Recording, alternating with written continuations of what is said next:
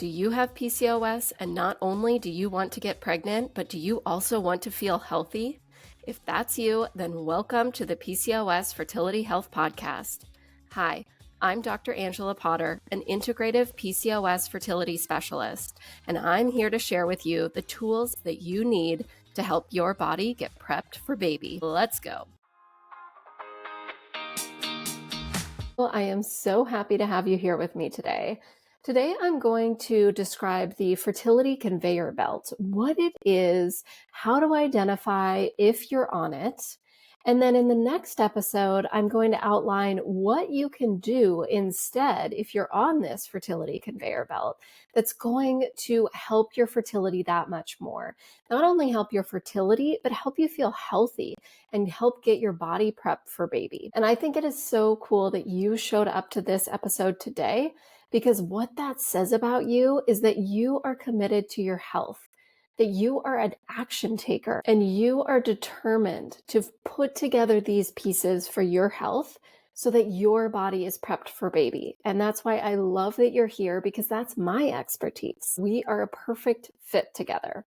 And before we get into the fertility conveyor belt today, I'm going to share some words that somebody wrote about her time working with me. And here's what she says. Dr. Potter is incredibly knowledgeable and passionate about her work. My husband and I have struggled with fertility for almost 3 years. When we worked with a fertility clinic, the focus was only on my reproductive system malfunctioning. PCOS was mentioned, but never addressed. After one meeting with Dr. Potter, I learned so much more about my body and my overall health. She helped me to understand how my PCOS and other factors were impacting my fertility. With her recommendations, supplements, nutrition, etc., I began to have regular cycles and ovulated. Dr. Potter has changed our lives. She is more than a doctor to us. She cares for us and makes us feel like family. Thank you so much for sharing those words. You know who you are. So let's talk about this fertility conveyor belt. What is it? And this conveyor belt is when you are being pushed forward on this step-by-step process that you are set up for from the moment you step into your doctor's office. That is just a one-way direction. Here's what it looks like. I'm going to share a story that describes this conveyor belt. And the person in this story, her name is Anna. So Anna has been trying to get pregnant for 2 years. Nothing has happened. Her cycles are really irregular, and so she's thinking, okay, it's time to go in to see my doctor. She goes in to see her PCP, her primary care doctor, and her doctor says, oh, okay, you have PCOS and you've been struggling to get pregnant. All right, I am going to get you on a medicated cycle. So Anna tries a medicated cycle. It doesn't work. She comes back to her doctor and her doctor says, okay, let's try another. She tries another. It doesn't work. She goes in. Her doctor recommends a third medicated cycle with some different medications. She tries that. It doesn't work. Her primary care doctor then refers her to a fertility specialist. The fertility specialist runs a few labs, says, well, everything's fine.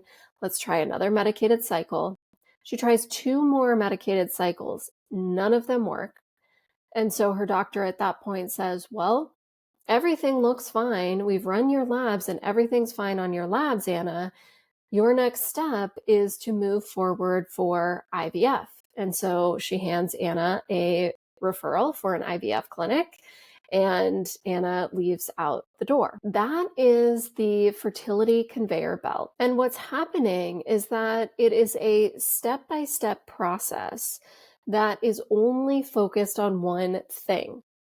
It's only focused on getting that egg out of the ovary. That's what those medicated cycles are doing. They're just focused on ovulation, which you're probably thinking, but doc, isn't that the goal? Yes, of course it is.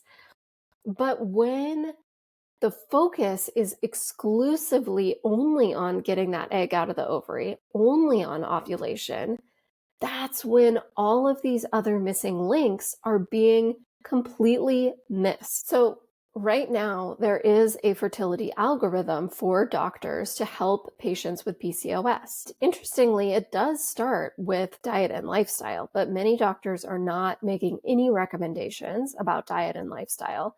fact, I've talked with clients who have told me that their previous doctors told them that no diet or lifestyle changes will help PCOS. So that is actually the first step in the process. And then the second step are up to 5 medicated cycles. If those medicated cycles don't work, then the next step is IVF. So for someone like Anna, or maybe yourself, that moment that you step into the doctor's office that first time, you are stepping onto that fertility conveyor belt and moving forward, just medicated cycle after medicated cycle. If those don't work, then you're moving forward to IVF. Now, the problem is not the medication. The problem is not the IVF. The problem is that those medications at that time in your fertility journey, they are not addressing the underlying reason of why you aren't pregnant yet. So you could try the same medication over and over again. You could try a different medication that does something similar but a little different. You could try that over and over again. You could try them together over and over again. But if they are not getting to the underlying reason of why you aren't pregnant, of why you're still having irregular cycles, then they aren't going to do anything. So this conveyor belt, it's like when a car is being put onto a conveyor belt. It's all programmed, what color the car is going to be, what size the tires are, all of the specifics. It's all pre-programmed. So when the person pushes start for the conveyor belt, that car moves forward on that conveyor belt, being built in the way that it was specifically programmed to be.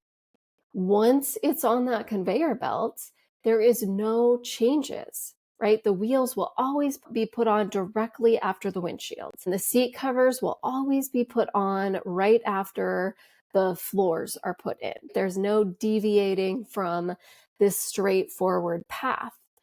At the last minute, that car can't be decided to be blue instead of gray. No, because it was programmed beforehand.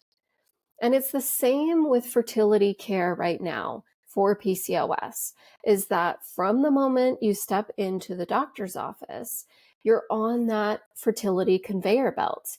You have a set number of medicated cycles that you can try. And if those don't work, then IVF is the only next answer. Now, it's not that these medications are bad. It's not that IVF is bad. It's that they are being used at the wrong time of the process. I was working with somebody who had been trying to get pregnant for a few years before starting to work with me. And she had been told that, okay, everything's fine. Your medicated cycles haven't worked. IVF is your only next step. Here's a referral. And she went to that IVF consult because she's thinking, well, my doctor told me this is the next step. But it didn't feel right to her. She thought, why am I being told that everything's fine? My body doesn't feel fine. And I don't think that IVF is going to do anything different for my body more than these medicated cycles. She was on that fertility conveyor belt. And she was at that point between medicated cycles and being referred to IVF where it just did not feel right. And so many other women come to me at that time. They've tried some medicated cycles and they don't work. And they're being told that IVF is the only next step. They're being told this from their doctors who are just pushing them forward on the fertility conveyor belt. And they're saying, whoa, hold up. IVF is a big commitment. It's a time commitment. It's a finance commitment. There's all of these things to be considering. And yet I'm still not having regular cycles. I don't actually feel healthy in my body.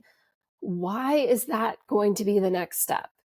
And that kind of, they put the brakes on that fertility conveyor belt thinking, why is IVF the only next step for me?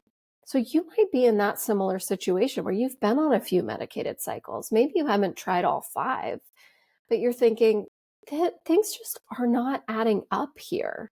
What is going on? And I want to get to the root cause of what's keeping me stuck. In the next episode, you are going to learn what you can do instead and why it's so important for your fertility and to help you get your body prepped for baby. So join me there.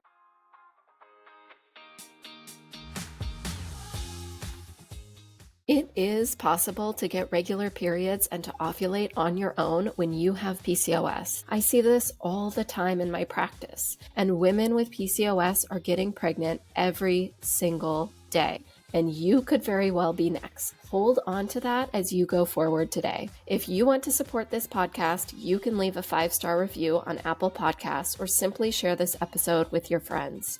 And as a reminder, the information on this podcast is just that. It's information, and it should not replace the medical advice that you are currently getting from your doctor. Thanks so much for being here.